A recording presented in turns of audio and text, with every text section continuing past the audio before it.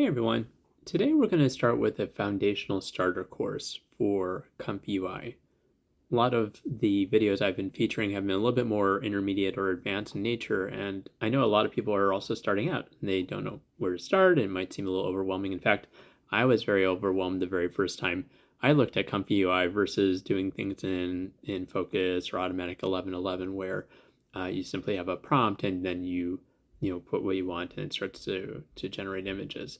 So I wanted to kind of talk through a very basic way to get started, and I think that's going to set the foundation for you in order to start getting into more advanced topics, because once you get into how powerful this platform is, you'll definitely want to stick with it and experiment and do all the fun things we've been doing in some of these other videos. So to start, in terms of installation, because there are so many different hardware setups and operating system configurations, I'm not going to be able to go through every single set. And so what I'd recommend, generally speaking, is to look at some of the other videos on YouTube around installation. That being said, I did want to offer two different ways to do installations if, let's say, you have a Windows machine and an NVIDIA card or an AMD card. The first one is very simple. It's called Pinocchio. Pinocchio is pretty much a one-click sort of install. It's free. You basically go to pinocchio.computer and then click on the download button. You install that, and then the Pinocchio app is very simple. In fact, you can just simply go to the browse area and then go down to ComfyUI here, and you can hit download and install here. And once you do that, launch the tool from within this Pinocchio app. It's a really great way to get things started. What you'll find down the road is you'll probably want to then transition from here as you get into some of the more advanced sort of techniques to install nodes and modules and other things. It's a little more challenging to find where the things are located installed with Pinocchio to get it running the way you want. So you'll probably transition into this second option. And the second option is to install via the GitHub page. And so I'll have both of these links also in the YouTube description, but you can basically go to this page, github.com, Comfy Anonymous, ComfyUI, and if you scroll down a little bit, it tells you about shortcuts, etc., but there's an area around installing. And so this actually runs through a whole bunch of different options, but basically you can click an archive to download. You'll unzip it using 7-zip or one of your unzip sort of unarchiving sort of tools. And then that folder is where you'll run Comfy. Inside the folder that you install ComfyUI, you'll see that there is a run CPU and a run NVIDIA GPU. Depending if you have an NVIDIA card, you'll run this one, otherwise you'll run the other one. And that's it, and you'll be good to go. I won't be able to, unfortunately, troubleshoot installation challenges, but what I would recommend if you do run into problems getting it running for the first time, go into the Discord channel. There's many different Discord channels that are dedicated to ComfyUI, and many people are so helpful to try to help you diagnose the issue and help resolve it as much as they can. Okay, with that assumption, we're going to jump into ComfyUI. Now, the very first time you're going to be running the tool, it will show a blank screen like this, or if not, what you can do is hit the clear button on the right-hand side to do this. One other thing you'll want to make sure, you won't have something called Manager here. That is one more thing that you'll want to install right away because it is the key to having all the extensions and sort of extended capabilities for this platform. And you'll want to go to the GitHub page and install it. It's just a custom node, but let's do that quickly. So if you search for Comfy Manager Git in your search engine, it's typically the first link here. It's by the LTDR data user. And if you click on that, again, it looks similar, lots of different files you can do, but essentially all you're doing is you're going to the code button and then downloading the zip, and then you're you're unzipping that in your Comfy custom nodes folder. So when you double click into that folder, this is where all of your custom nodes will go, but you can see your main one will go here. So you'll put the Comfy Manager folder here, and then when you start up Comfy again the second time, it will then bring you here and your manager will then be available.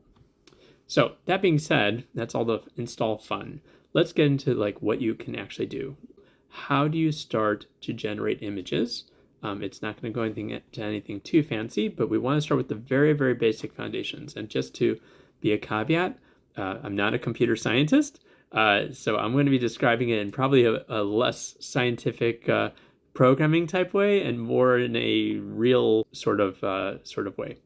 All right, so in order to be able to generate images, we have to start out with something called a latent. This latent is, think of it almost like a canvas. It's not actually viewable typically by itself.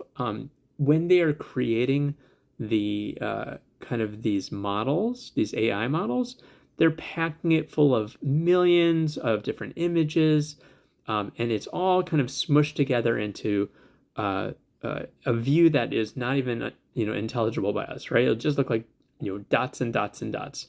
But the way that it's packaged and organized, it's packaged so efficiently that when you want to start to pull stuff out, it knows, oh, you said you wanted to see a dog, and so this is what a dog kind of looks like, and this is where I'm going to put it, and then you start to diffuse it over time. So to start things out, you need something called that latent. And so if you search, I just double clicked here. If you double click anywhere on the screen, you can start to search for kind of these nodes, these little packages that you'll want to include as part of your workflow, right? And a workflow basically is starting from a blank sort of image, right? And it's making its way to kind of your final image or your final output, whatever that might be. So two ways to do that, right? I just said before, you can double click and you can just start to search. Additionally, you can filter. So you have different ways to filter some of these modules. You'll become very, very comfortable and familiar with the ones that you'll use most often. So we'll talk about that in a second. But I do want to talk about the other way to add these kind of nodes, these packages. And it's by right-clicking. And it's usually the very first option here, Add Node. And when you do that, this list is very extensive. Yours may not be that extensive to begin with. As you start to add custom nodes or extensions into your environment, more of these will appear here.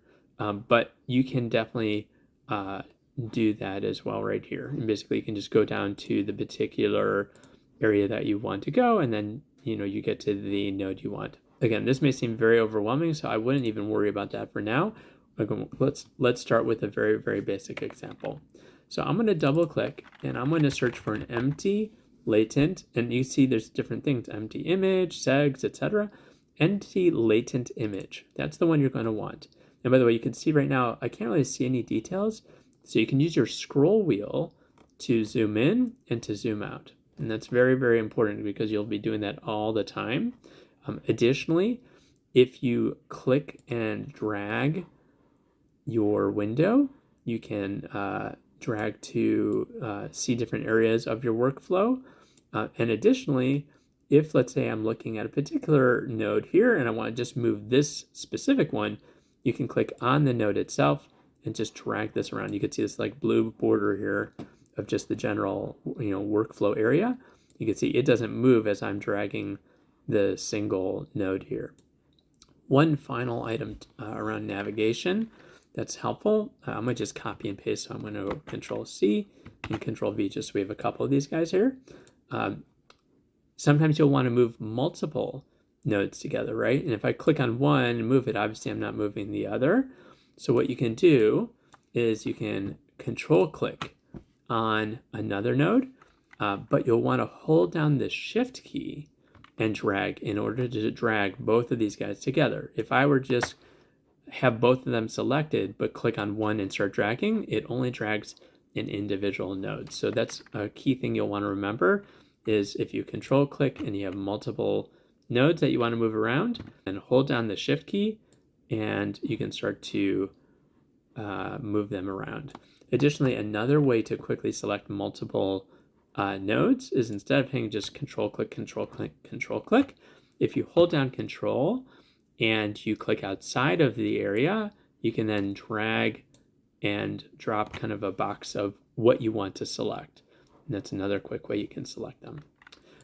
Okay, so we're going to, again, start very, very basic. And you can see this empty latent image, right? This is kind of canvas of sorts that we're creating, is a dimension of 512 by 512. We're not going to talk about batches right now.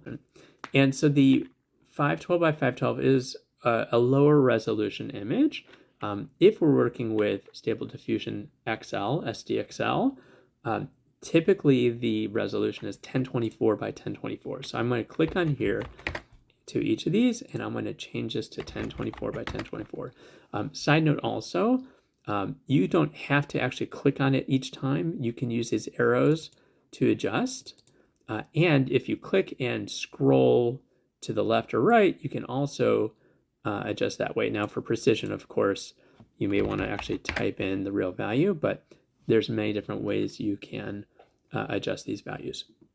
Okay, so you've created your canvas, and so you're going to need a few other things to get started. Right now it's just kind of a blank canvas. We want to be able to use a model. Again, a model is this, humongous package of all the images and imagery that you'll be able to potentially generate images or videos from. And so you're going to want to get those. Now, there's many different websites out there for you to download models. The most common one is Civit, and I will include that link there. Okay, so you can see there's a website called civiti.com. This is one of the most common places to download models. You can just go to civitai.com, and there's models and images and videos that people have posted. You'll want to go to the models area. And when you go to the models area, there's lots of different options available. You will probably want to filter down a bit.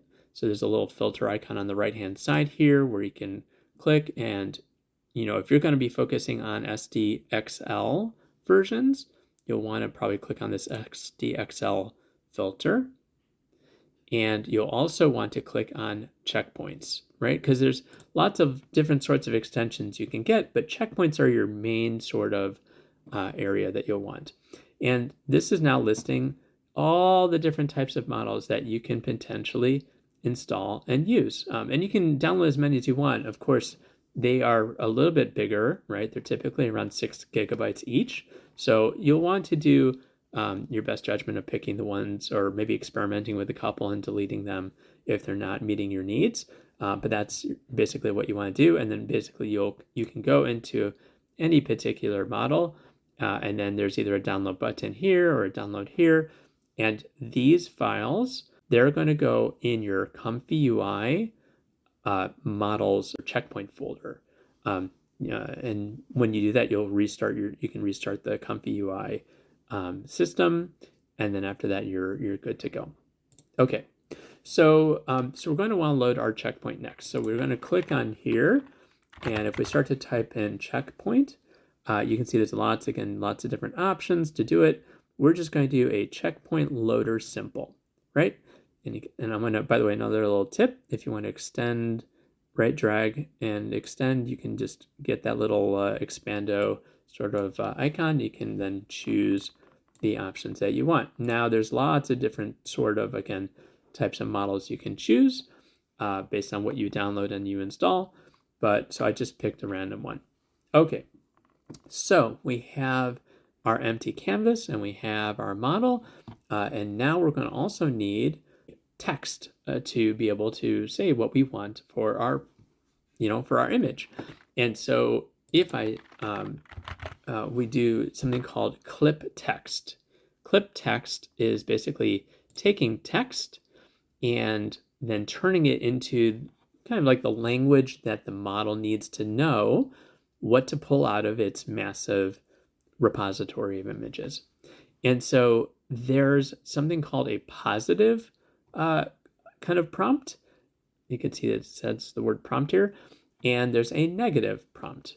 And so the positive is exactly what you would think. These are the things you want to include in your final image.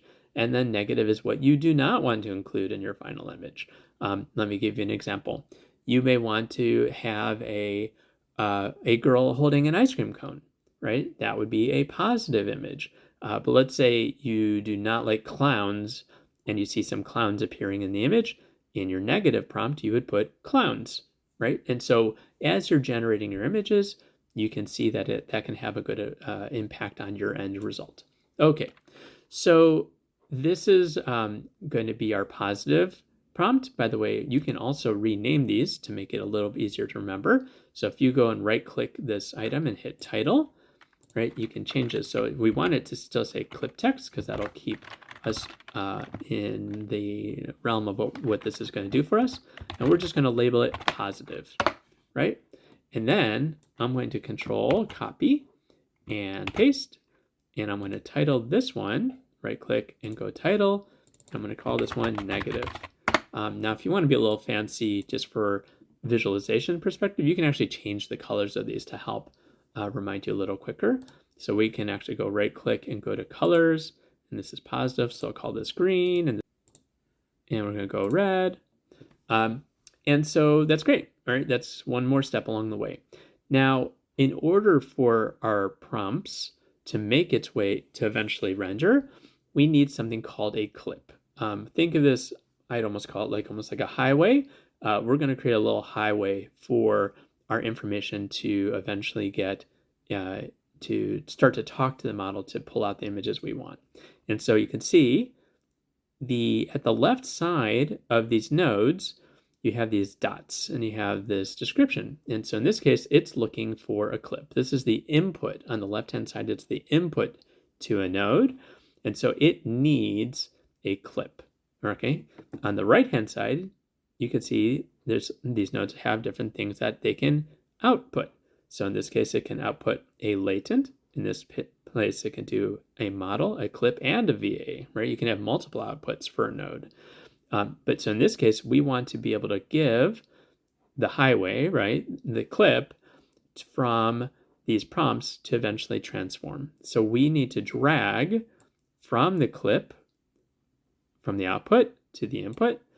And we're going to do the same thing here. And you can see you could do multiple outputs to an input. Typically, as a best practice, I always go from output to input. Okay, so we have created our empty canvas. We have our model all set up and ready to go. And now we want to add our prompts, right? So we want to say so we have a prompt, girl giving an ice cream cone to her parent.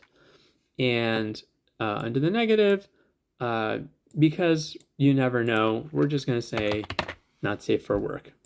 Some of these models can get a little risque. And so we have to, if you want to keep your images clean, you can say NSFW to ensure that it can filter out any potential extra content that you don't want. Okay, so we have that where our prompts are now conditioned. And now we want to bring it over to our sampler. So a sampler is kind of like what is going to pull out the information from our model to create our end resulting image. And so a few things have to go in here. You can see there's multiple inputs. One is our model, which we could see. We're going to drag that over here. And we need our positive and negative prompts, right? So we have positive. So we're going to drag positive to positive, negative to negative. Great. It's looking for a latent image, right? Our canvas, which we already created way back when. So we're going to add that as well. And you can see all of our inputs are now locked in. Now there's a few items here that we want to quickly talk through so you understand our next step to get our resulting image. First, seed. What is a seed? A seed is just simply a unique identifier for getting a variation on your output. Meaning, if you have, in this case, a girl giving an ice cream cone to her parent, and it's, let's say in a grassy area, and you're like, I don't quite like how that looks. I wanted a different version of that picture, same sort of prompting. Then you just change the seed to something new. And then that will give you the same girl giving an ice cream cone to her parent, but maybe it's in a different environment, or maybe the sky is not blue or gray and now it's stormy, or now, any sort of little variations. That's where the seed comes in. So the second item here is this control after generate. This is saying, what do you do with that seed? And we're saying randomize. So that means every time I try to get a new kind of image using these prompts, just give me a new variation on this seed. I could, for example, say fixed. So if I have my seed and I just force the seed and I say, yep, it has to be 1, 2, 3, 4, 5. Then after I generate this image, that's it. That's the version that I am sticking with, right? I don't want any other sort of variations. However, if I want to vary that seed, I can randomize it, right? So it just picks a random number for the seed, or I can increment or decrement. So I could say, for example, 1, 2, 3, 4, 6, 1, 2, 3, 4, 7, right? It's incrementing that seed number so that I could always go back to it. If I said, let me try a different version. No, you know what? I like the first version better. Going back. Now, this seed can get huge, so there's definitely advantages to doing that. Okay, steps. So the way that the models are pulling out images, they are using iterative ways, looping ways to kind of refine and get to that final picture that's going to look good for you. And so each one of those tries of getting those images out is kind of called a step. And so typically you'll want steps, between 20, 25 for kind of a quicker sort of view to, 65 to even 100, which takes a little while to generate for like kind of really detailed views. However, there's new technologies coming out all the time. And the latest called Turbo and LCM, you'll hear a lot. Those only need 5 steps or even 10 steps, which is very, very quick. So what I'd say is just keeping in mind that depending on the way that you're trying to generate your image, you may use different step numbers. In this case, we're just going to use 20 to start. All right, CFG. CFG is kind of like the aperture on a camera. It's kind of saying how much detail do you want your model to do for you. And so the level of detail that's lower is a lower number. So if we get down to 2.5 or 3, it's going to find a very kind of a very plain sort of picture, right? Not a lot of detail, not a lot of depth. If you go higher, it's going to do a lot more. If you go too high, just like a camera, you are going to burn out your image, right? And by the way, don't worry when you say burn out. It's not hurting your hardware. It's not hurting your monitor. But you'll see the end resulting image will be like really bright white or even kind of black areas. And it doesn't, meet the quality standards you're looking for. So typically, depending again on a lot of the different factors, I will keep my CFG between 5 and 7. And from there, you can change it to your needs. Sampler name. Sampler name and scheduler are, again, different ways that it's trying to pull out images from your model. And what I'll say is just to start to keep it easy, I would choose what they say Euler, right? EULER, and normal. But as you start to play and get more advanced, you'll find that there's different sampler and scheduler combinations that get you really stronger, more highly focused results. And you can go to some of these other results to get what you want. And then finally, DNoise. DNoise is kind of like the how much do you want AI to fully guess or take control of choosing your end output. And so in this case, since we're generating kind of a blank canvas to start, you want to say to the AI, use your best judgment and just guess for me based on the prompts that I've given you. Down the road, you may be providing a lot of guidance to be able to say, well, I want my image to look like this and this and this.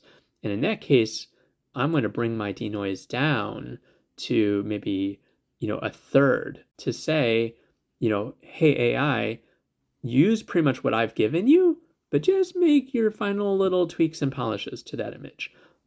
But if you do that right now, since we have a blank canvas, it's going to be like, all right, I'm giving you a blank image, and that's not what you want. Obviously, you want kind of a fully rendered image. Okay, I know we've spent a lot on this, but I think hopefully that'll be helpful in starting this foundation. All right, you can see that once it goes through the sampler, it then comes out as a latent, right? So it's not your final ending image yet. It's getting close there, but it's not there yet. So you have a final sort of compressed version of what you've asked the AI to give you.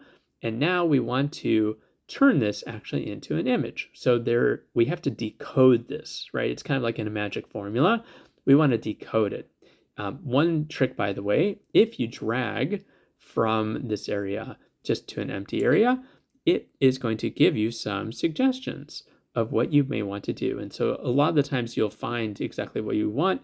If you don't see what you want to be able to auto connect up here, you can also go to search and do it that way as well. Luckily, in this case, we want to decode our latent. And so you can see this, there's this VAE Decode node, and you can see, do you see how it auto connected it up? So there are the benefits as you become more and more comfortable to that. Now, as we dragged it out, you could see it has two inputs. We obviously automatically filled in the first one, but it still needs another one. It needs this VAE. The VAE I would almost call kind of like the lens looking into your image, right? So if you don't have glasses on and you have vision problems, you obviously are going to have a very blurry-ish image, or you're not going to be able to see your image correctly.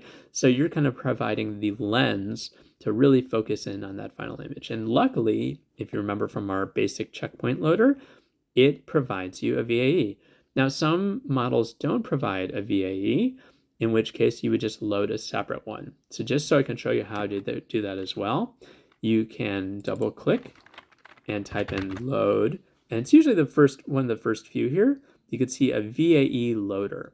If I click that, you can see I have a drop down here, right? And so you may have a few of them here. The most common is going to be your SDXL kind of standard one. And you can use either one of these. And sometimes when you look at the results, you'll want one versus another.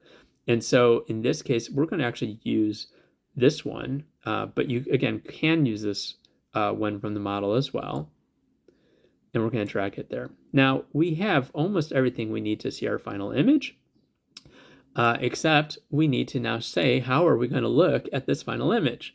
And so we're going to now drag this down to see what we have for our final image output to come out of it. Again, lots of different options here, but let's say the quickest way is we can save it to our drive, but maybe I just want to preview to see what it looks like before I even choose I want to save it or not. So I'm going to click preview image, and I'm going to do that, and I'm going to kind of drag and make it a little bigger here. And now we have a complete flow. But you're like, well, how do I get my image, right? My image isn't here yet, which is true. And so what we want to do is on our right-hand side, this is where we can start the workflow up to say, give me an image. So I'm going to hit Q prompt. If I click it once, you can see the queue size, by the way, turns into 1. And as it's executing, you'll see the box is turning green to say this is where I'm at. And it may even show you a little progress indicator of how far along it is in the process. But once it's done, you'll see it's going to generate an image. And there we go. Look at that. We have our girl giving the ice cream to the parent, or vice versa in this case. But it's a pretty image, right? It works very, very nicely. Additionally, what you can do as you're generating that Q prompt, but first of all, you can look at the history of all your previous searches. You can go back to an old configuration, or you can also click on that view queue, and it'll tell you which workflows are currently running or they're waiting in line, because you can actually kind of set up a little queue, a little batch of everything going on to generate multiple images as well. So we've gone through a lot of stuff. Hope this was helpful as a very basic starting point. If you have any questions, please let me know. Thank you. Please subscribe and share with your friends, and we will talk soon.